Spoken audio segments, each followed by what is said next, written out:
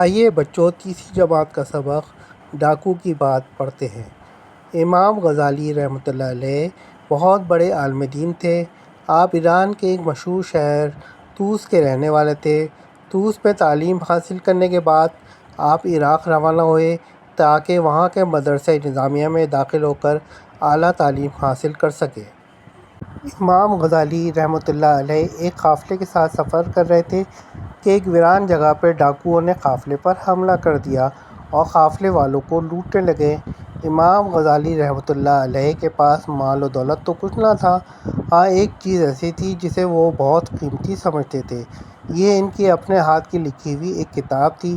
اس کتاب میں انہوں نے اپنے استاد کی پڑھائی ہوئی باتوں کو لکھ رکھا تھا، اس لیے وہ اس کو بہت قیمتی سمجھتے تھے۔ ڈاکو امام غزالی رحمۃ اللہ علیہ سے وہ کتاب بھی چھین کر لے گئے۔ امام غزالی رحمۃ اللہ علیہ کو اس کا بہت رنج ہوا۔ وہ اپنی جان کی پرواہ نہ کرتے ہوئے ڈاکوؤں کے سردار کے پاس گئے اور اس سے کہا، آپ کے آدمی میری کتاب چھین لائے ہیں۔ آپ کے لیے تو وہ کتاب کوئی قیمت نہیں رکھتی، مگر میرے لیے بے حد قیمتی ہے۔ میں نے اپنے استاد سے جو کچھ پڑھا ہے وہ سب اس میں لکھ رکھا ہے۔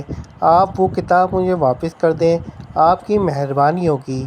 ڈاکوؤں کا سردار امام غزالی رحمۃ اللہ علیہ کی یہ بات سن کر ہنسا اور کہنے لگا، عالم کا علم تو اس کے سینے میں ہوتا ہے، تم کیسے عالم ہو کہ تم سے کاغذ کے چند ٹکڑے چھین لے گئے تو تمہارے پاس کچھ بھی نہ رہا۔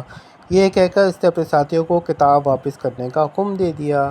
امام غزالی رحمۃ اللہ علیہ کے دل پر ڈاکو کی بات نے بہت اثر کیا اور انہوں نے اسی دن سے اس کتاب کو یاد کرنا شروع کر دیا اور تھوڑے ہی دنوں میں ساری کتاب زبانی یاد کر لی۔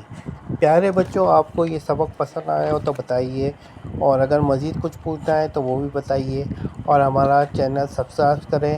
اچھا، اور کوئی سبق آپ کو یاد نہ ہو تو ہمیں بتائیں تو ہم اس کی ویڈیو بنا کر آپ کو بھیجیں گے۔ Please subscribe the channel.